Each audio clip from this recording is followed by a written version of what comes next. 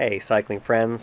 James with Team Finish Strong, here at home under this lockdown, enjoying a beautiful, breezy, clear, sunny afternoon on a Good Friday. And, during this lockdown, one could argue that we are facing the great struggle of this generation. And certainly it has been a struggle. And you could say that every generation has had its own great struggles. And because of that, we can have some confidence that we too are going to get through this one together. On this Good Friday, I have to tell you, I can think of no greater struggle than the one faced by Jesus during Passion Week and his trial and humiliation and finally his death on the cross. And in reflecting on that today, I just want to share with you some thoughts. The story of Jesus is a very familiar one, especially to Christians. And on that Good Friday, what Jesus went through is something that would be hard for many to even conceive, let alone be able to bear. But I want to have you consider for a moment the struggle that Jesus went through.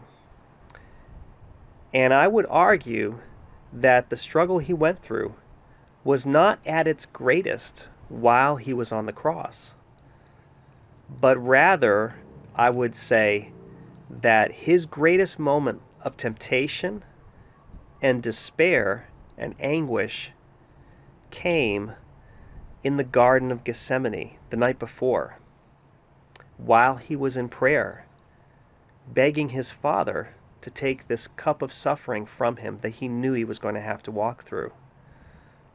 And this is something that Jesus knew from the very beginning of his ministry. He shared many times with his disciples that he was going to the cross one day, that he was going to pay for the sins of the world.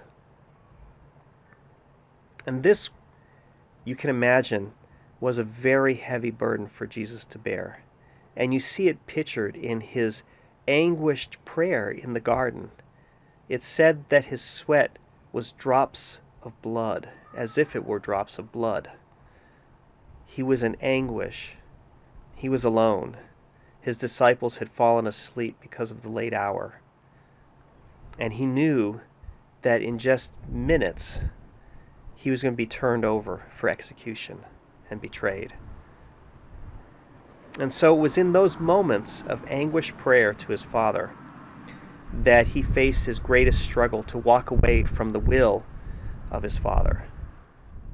And at the end of it, we see a Jesus who is resolute, determined when he walked that path to the cross. Never after that did we see him waver, but full of conviction.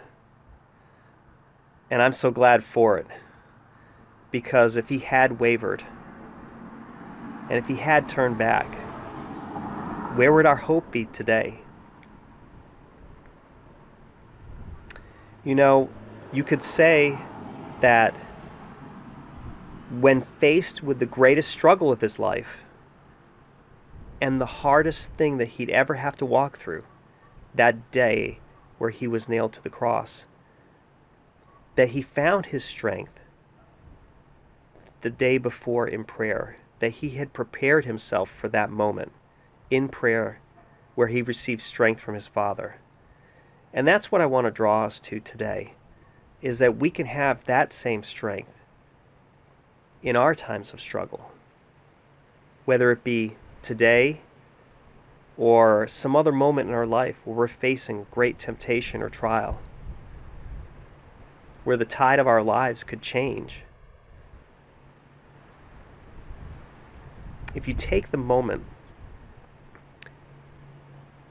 to call out, to even cry out to God in prayer, he promises to give you peace. One thing that I can say about God is that he's never turned his back on a son or daughter prodigal son or daughter even, that's coming humbly to him in prayer in their desperate time of need. It's those kind of prayers that his ear is attentive to. And so what I would encourage us today, if we find ourselves in a bad place, to humble ourselves and to cry out to God, just like Jesus did in the garden. It says in Philippians that when we do this, and we turn to God in prayer with petitions and thanksgiving, that we can have a peace that passes all understanding. And that peace will guard our hearts and minds in Christ Jesus, just like it did for him on his most difficult day. Friends, have a wonderful Good Friday and Easter Sunday. Stay safe, stay healthy, and finish strong.